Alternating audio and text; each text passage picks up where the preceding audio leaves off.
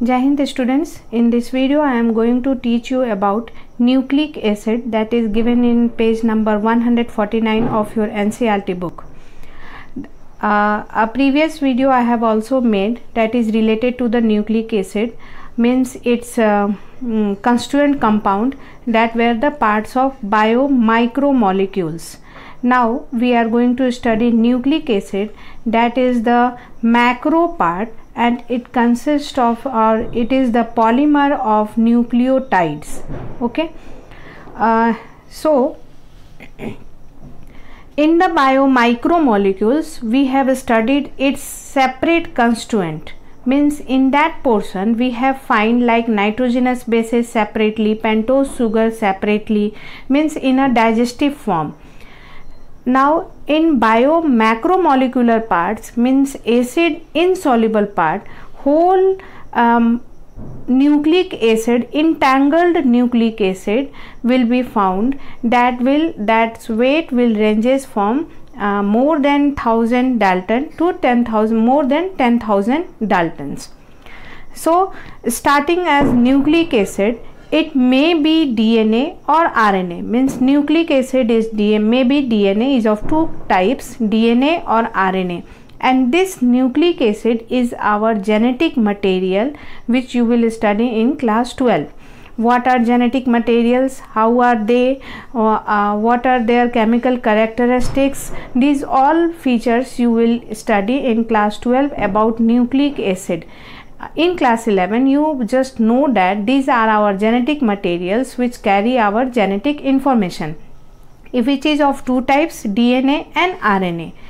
So this nucleic acid is a heteropolymer of nucleotide, means इसका जो monomeric unit होता है वो एक यूनिट न्यूक्लियोटाइड का बना होता है, that may be called as, जैसे आप इमेजिन कीजिए कि एक आपके रूम की वॉल जो है वो पूरा अगर न्यूक्लिक एसिड है तो उसका एक एक ईंट जो है वो न्यूक्लियोटाइड है.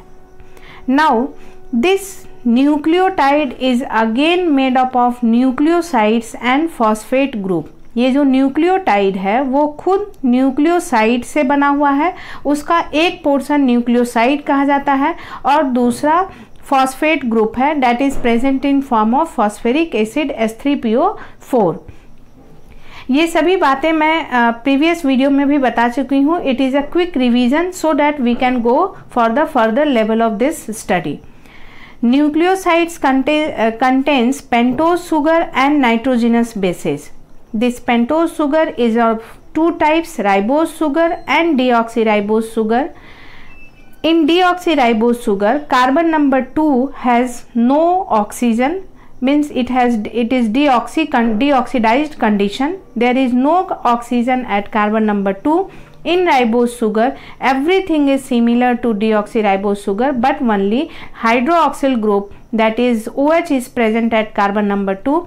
But in deoxyribose sugar only hydrogen is present. So if deoxyribose sugar is present, is the base of the nucleotide, then it will form DNA, and if ribose sugar forms the base of the nucleotide, then it forms RNA.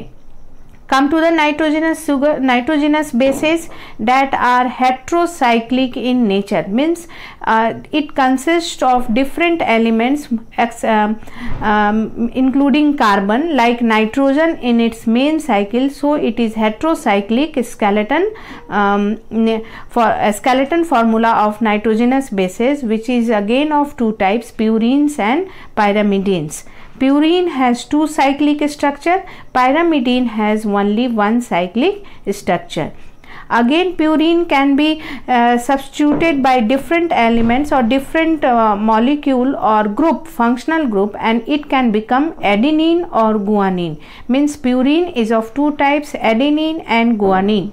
Now pyrimidine is of three types, cytosine, uracil and thymine. Uracil is present in RNA, thymine is not present in RNA. In DNA, thymine is present, uracil is absent. So overall in every nucleic acid, DNA or RNA, only four types of 4 types of nitrogenous bases are present, that is adenine, guanine is and cytosine is constant. It is present in both RNA and DNA, but uracil is present in RNA, not thymine. So 1, 2, 3, 4. And in DNA, uracil is not present, thymine is present. So 1, 2, 3, 4. So this is all structure of nucleic acid, but I am talking about that nucleosides consist of this and this, or if we will talk about nitrogenous bases, then I will say that nitrogenous will combine to pentose sugar at carbon number 1. So in chemistry, combination means what? Addition means what? Means it is the formation of bond. There is a formation of bonding, so that this material, this purine or nitrogenous bases, if I am saying that nitrogenous bases is joining to pentose sugar, then it is not physical joining. मैं यहाँ से इसको रस्सी से नहीं बांध रही हूँ, ये केमिकली आकर इससे कंबाइन करेगा. और कहीं भी अगर केमिकल आ रहा है, केमिकल रिएक्शन आ रहे हैं, देन आएगा केमिकल बॉन्डिंग. तो ये इससे बॉन्डिंग करेगा. हो सकता है डिहाइड्रेशन हो, पानी निकले, कुछ आउट जाएगा, कुछ इन आएगा और एक बॉन्डिंग का फॉर्मेशन होगा. तो आप देखो एक न्यूक्लियोटाइड बनने में क्या क्या यूज हो रहा है? Nitrogenous bases, pentose sugar and phosphate group.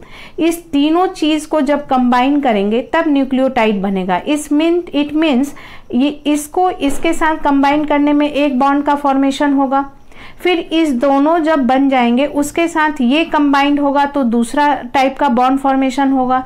So there is 2 different types of bonds present in one nucleotide. Okay, now nucleic acid is polymer of nucleotide, means बहुत सारे न्यूक्लियोटाइड मिलेंगे तो न्यूक्लिक एसिड बनेगा. तो ये जो न्यूक्लियोटाइड है, एक न्यूक्लियोटाइड अपने दूसरे न्यूक्लियोटाइड से भी ज्वाइंट होगा. जैसे एक जो ब्रिक हम बनाते हैं दीवार का, अगर एक ईंट रखते हैं तो दूसरा ईंट रखने से पहले उसको सीमेंटिंग करते हैं ताकि दोनों जुड़े. तो फिर एक न्यूक्लियोटाइड दूसरे न्यूक्लियोटाइड से भी बॉन्डिंग करेगा. ये सभी बॉन्डिंग के बारे में हम लोग अब पढ़ेंगे. सो इमेजिन करो दैट यहाँ पे आपका स्ट्रक्चर है एक न्यूक्लियोटाइड का.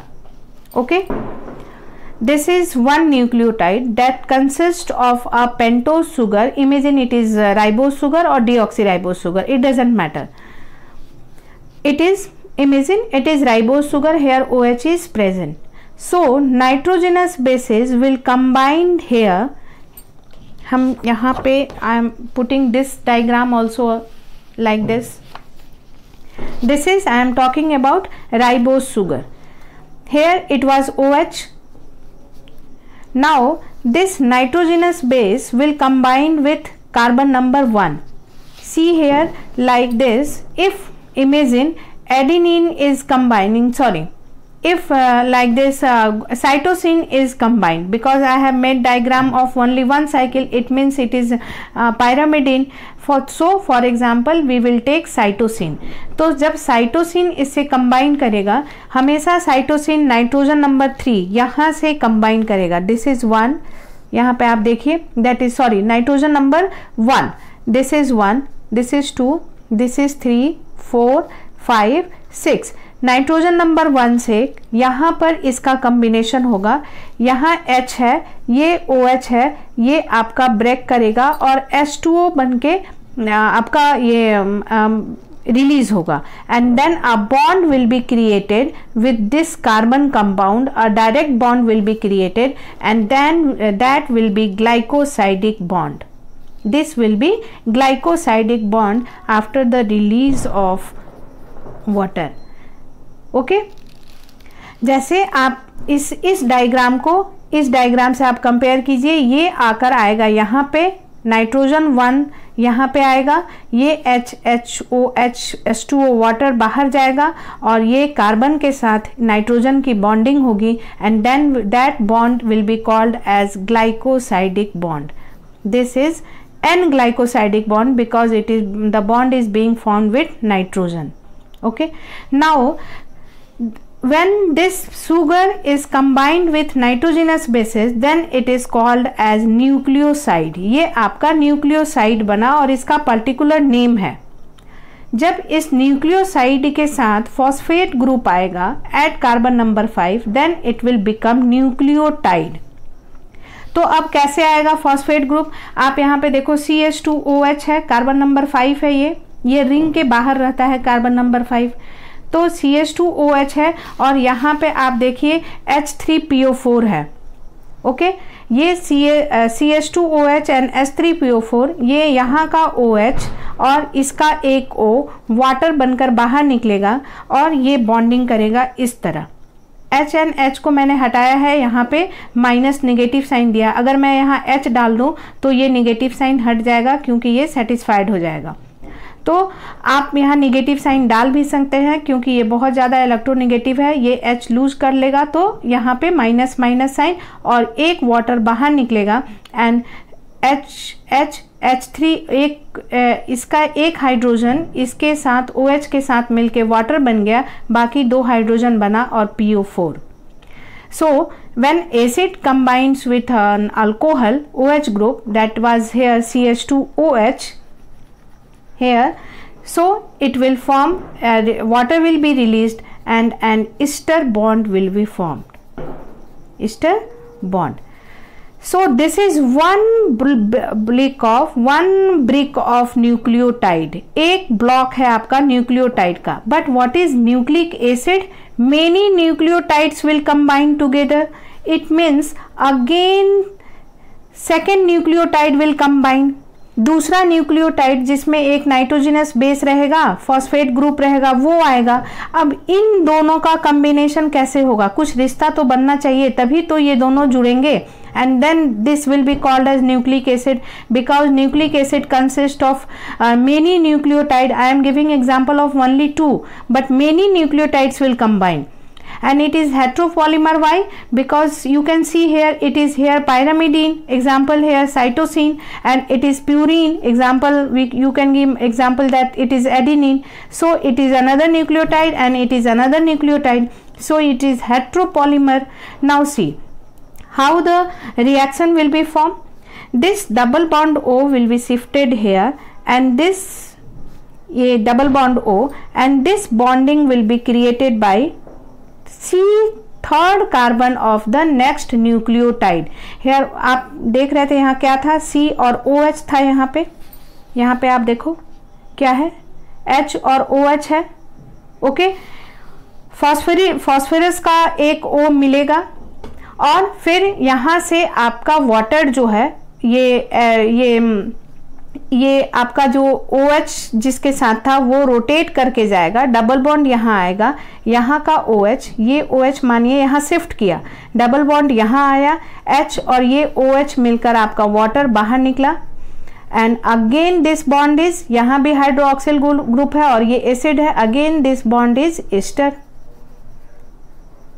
सो if we will see a nucleic acid that consists of many nucleotides, then it will consist of an N-glycosidic bond for the formation of nucleoside and diester bond, diester bond. 2 phosphodiester bond बनेगा तब जाके nucleic acid का formation होगा. लेकिन केवल हम एक nucleotide, only 1 nucleotide की बात करेंगे तो एक ही ईस्टर बॉन्ड का फॉर्मेशन होगा. So this is about the 1 nucleotide. Now chemical structure of 1 nucleotide.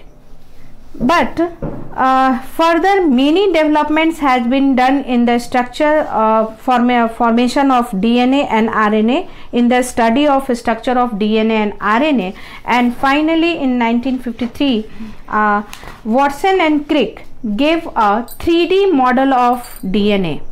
Okay, 3D model of DNA he gave, and he gave complete structure of 3D model of DNA, and he gave the complete chemical structure level, 3D level of the DNA along with all the bonds and how it is present, complete structure of DNA.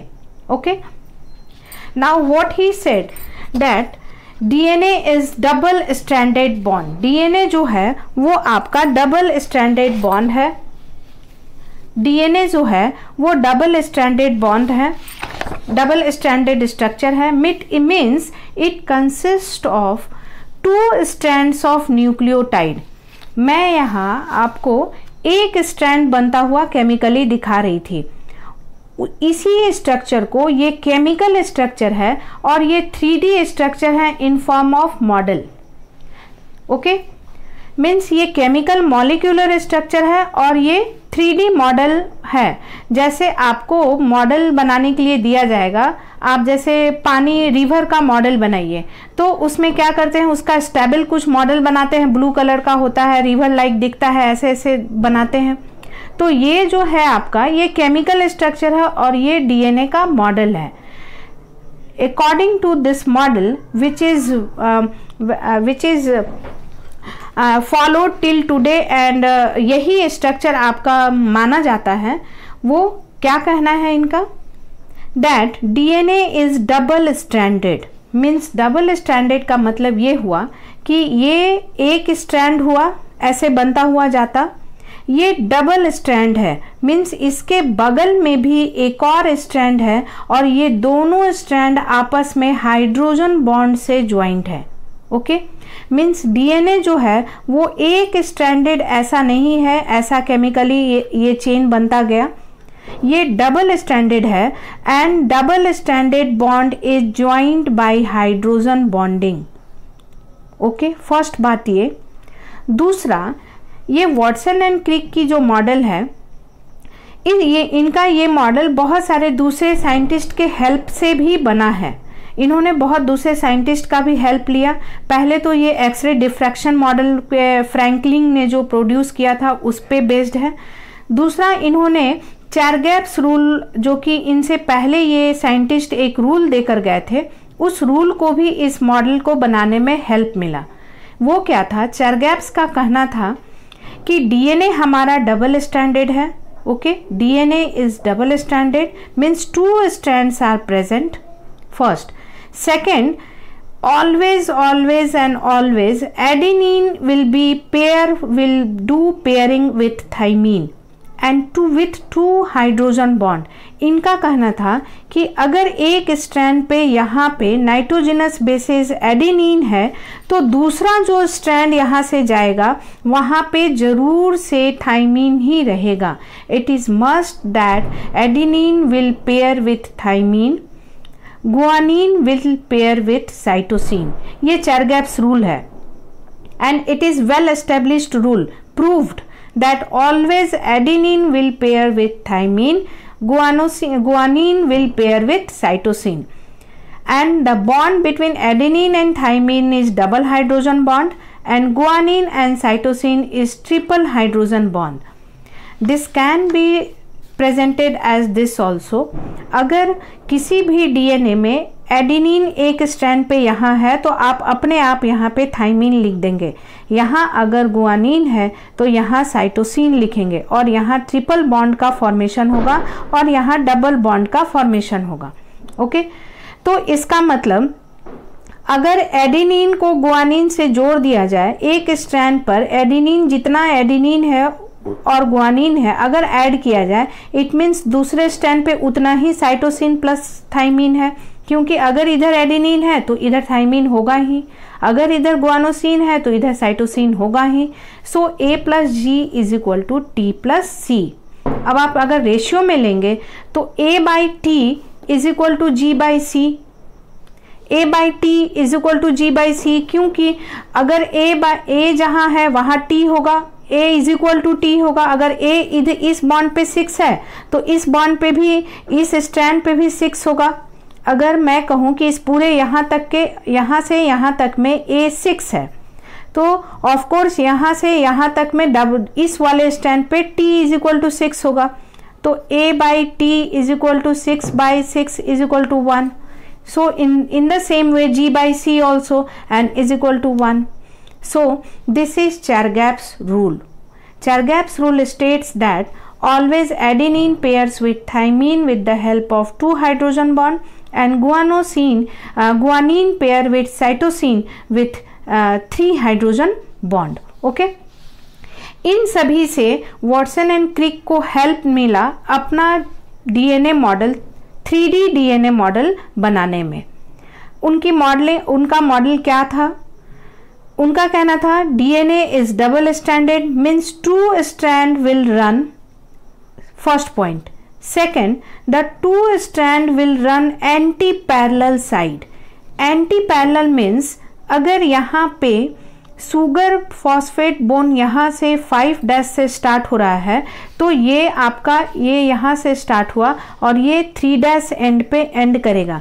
5' and 3' nothing but only where the phosphate is going to be started bonding। यहाँ bonding देखिए 5' से होती जा रही है 3' की ओर, 5' to 3' बढ़ता जा रहा है। फर्स्ट बॉन्डिंग किस कार्बन से हुई? 5'। So this strand will be 5' to 3'।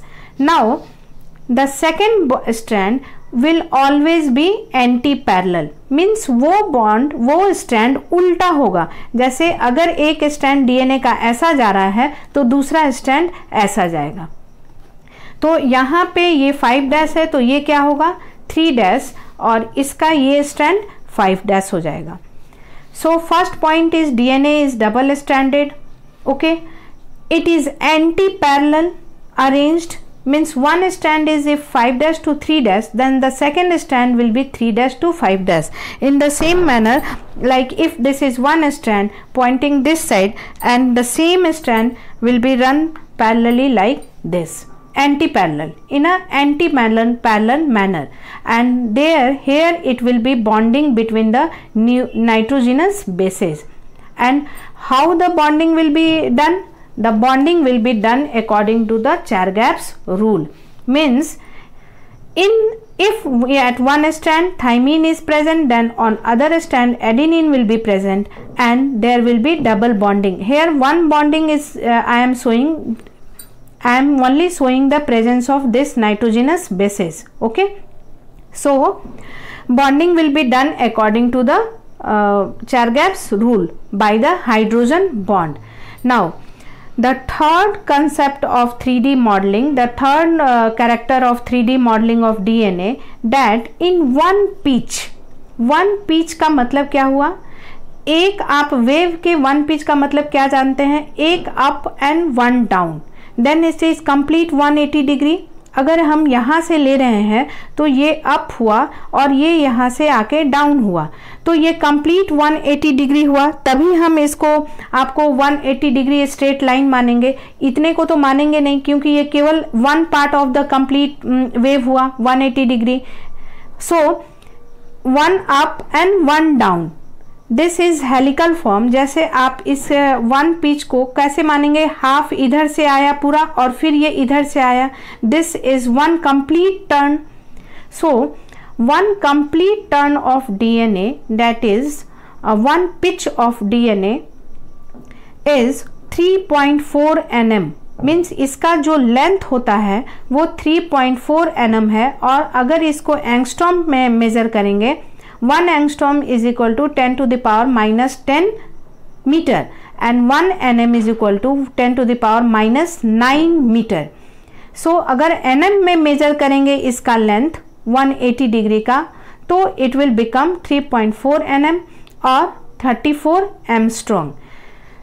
This is the third feature of the 3D model of Watson and Crick. Fourth is that in one complete helical turn of DNA, one complete helical turn means one this side and again from this side, one complete helical turn of DNA made up of 10 nucleotide base pairs, 10, 1 2 3 4 5 6 7 8 9 10. One helical term of the DNA will consist of 10 nucleotide base pairs, one pair here, one base here, one base here. So base pairs we are talking, and this line is showing about the presence of base pair, not the hydrogen bond. I am showing the base pair presence. So in one helical term there will be 10 base pairs, it is fixed.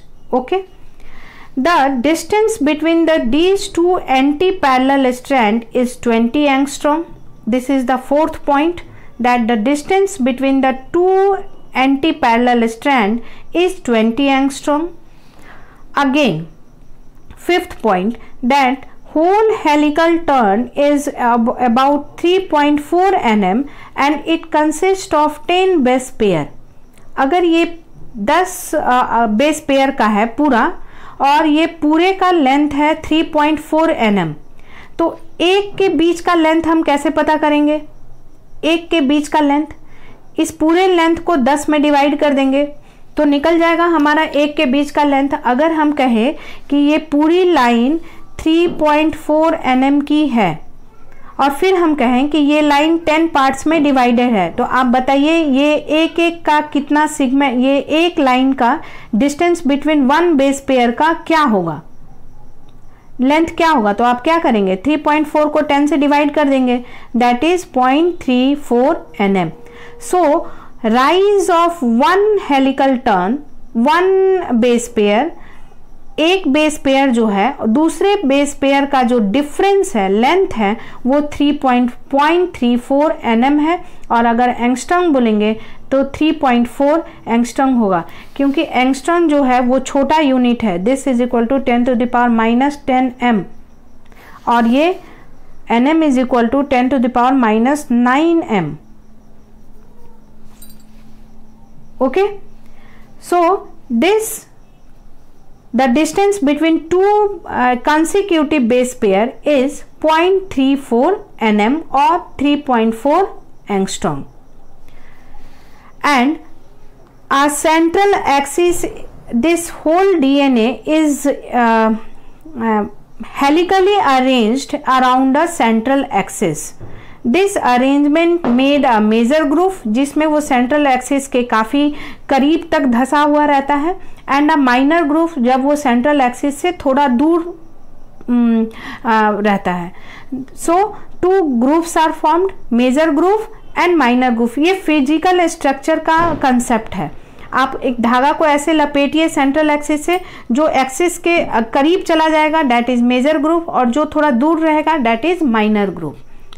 So this was complete 3D model presented by Watson and Crick, which was universally accepted and is accepted today also, as when I will see you the model of DNA, that is the Watson and Crick model of DNA, that consists of the points that our DNA is helical in structure. It is double stranded, means two strand का बना हुआ है.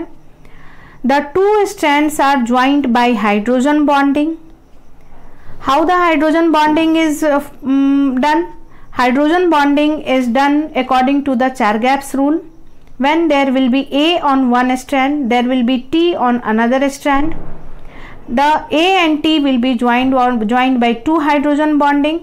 G and C will be joined by three hydrogen bonding. One complete helical turn of the DNA,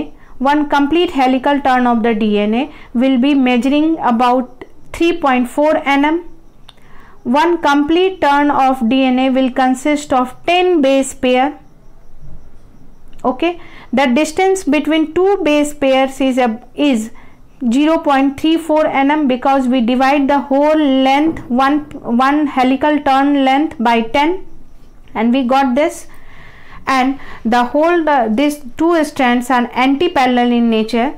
That is, if one molecule of DNA will run this type, then the another molecule of DNA will run this type. So here oxygen ऊपर में दिख रहा है, sugar upside down, down side up है ये arrangement, और यहाँ देखो अपसाइड डाउन है. मीन्स ये ऐसे जाएगा तो ये स्ट्रैंड ऐसे आएगा, and this will B hydrogen bonding. So this is all about your nucleic acid. It's different types of bonds present in nucleic acid. So we can say that three types of bonds are present, that is glycosidic bond, phosphodiester bond and hydrogen bond. Our DNA is double stranded, so we will always talk about the hydrogen bond also if we are talking about the DNA. And finally we talked about the model of the our DNA, that is presented by Watson and Crick. Here it is given. More detail about Watson and Crick model you will read in class 12 also. So make this diagram, practice this chapter by making the skeleton structure again and again, then only you can be able to make this diagram during the exams also. Do revision and read the chapter and practice the diagram. Okay, thank you.